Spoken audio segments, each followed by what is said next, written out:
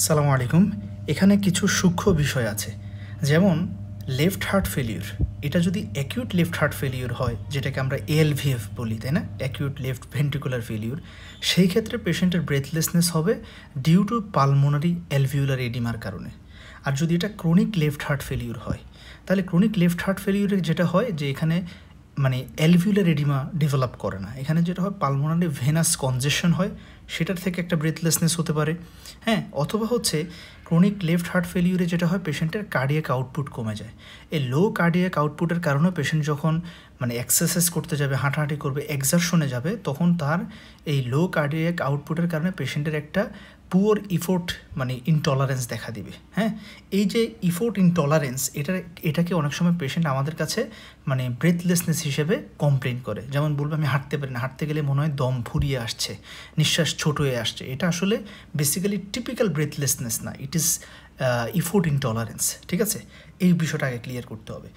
এখন আসেন যে রাইট হার্ট ফেলিউরে আসে। রাইট হার্ট ফেলিউরে পেশেন্টের কী হয়? রাইট হার্ট ফেলিউরে বেসিকলি পেশেন্টের এই যে ইফোর্ট ইনটলারেন্স হয়, পুয়ার ইফোর্ট ইনটলারেন্স। এটার কারণ হলো ওই যে কার্ডিয়াক আউটপুট কমে যাচ্ছে, কারণ রাইট হার্ট থেকে ব্লাড লাংস হয়ে লেফট হার্টে যেতে পারছে না। রাইট হার্ট যেহেতু উইক, তার ফোর্স অফ কন্ট্রাকশন কমে গেছে, ফলে লেফট হার্টে যেহেতু ভেনাস রিটার্ন কম হচ্ছে পালমোনারি সার্কুলেশন থেকে, ফলে কার্ডিয়াক আউটপুট কমে যাবে। এই লো কার্ডিয়াক আউটপুটের কারণে কী হবে? একই রকমভাবে পুয়ার ইফোর্ট ইনটলারেন্স হবে।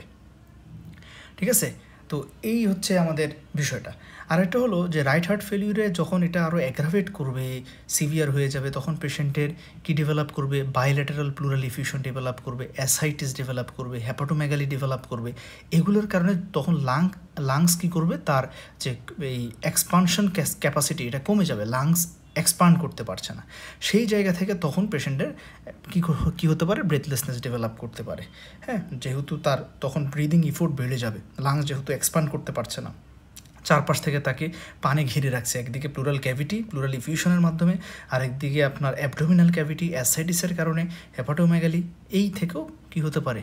আমাদের ব্রেথলেসনেস হতে পারে। সো এখানে যে পুয়ার ইফোর্ট ইনটলারেন্স আরেকটা হচ্ছে ব্রেথলেসনেস, এই দুটো আসলে ওভারল্যাপ করে ফেলি আমরা। সো এই হচ্ছে আমি ফান্ডামেন্টাল ব্যাপারটা বলার চেষ্টা করলাম, আলহামদুলিল্লাহ।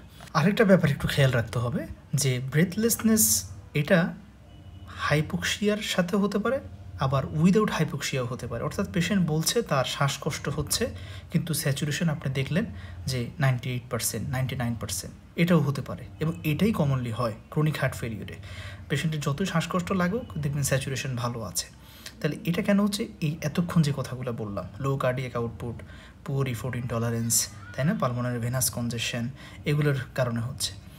আর যখন অ্যাকিউট সেটিংয়ে হয়, যেমন এএলভিএফ হয়ে পালমোনারি এডিমা হয়ে ভেন্টিলেশন পারফিউশন মিসম্যাচ হচ্ছে, অথবা সিভিয়ার যে অ্যাসাইটিস হলো, লাং এক্সপান্ড করতে পারছে না, বাইল্যাটারাল প্লুরাল ইফিউশন হলো, ঠিক আছে, অথবা হচ্ছে রাইট হার্ট ফেলিউর এতটাই বেশি যে পালমোনারি সার্কুলেশনে ব্লাড যাচ্ছেই না, ফলে অর্থাৎ ভেন্টিলেশন পারফিউশন মিসম্যাচ যদি অনেক বেশি হয়, যে বডিতে যতটুকু গ্যাসেস এক্সচেঞ্জ প্রয়োজন সেটা মিট আপ হচ্ছে না, তখন পেশেন্টের স্যাচুরেশন ফল করা শুরু করবে। আর স্যাচুরেশন ফল যদি করে, হাইপোক্সিয়া যদি হয়, তাহলে এটা লেফট হার্ট ফেলিউর হোক, এটা রাইট হার্ট ফেলিউর হোক, অবশ্যই পেশেন্টের ব্রেথলেসনেস হবে। কেন?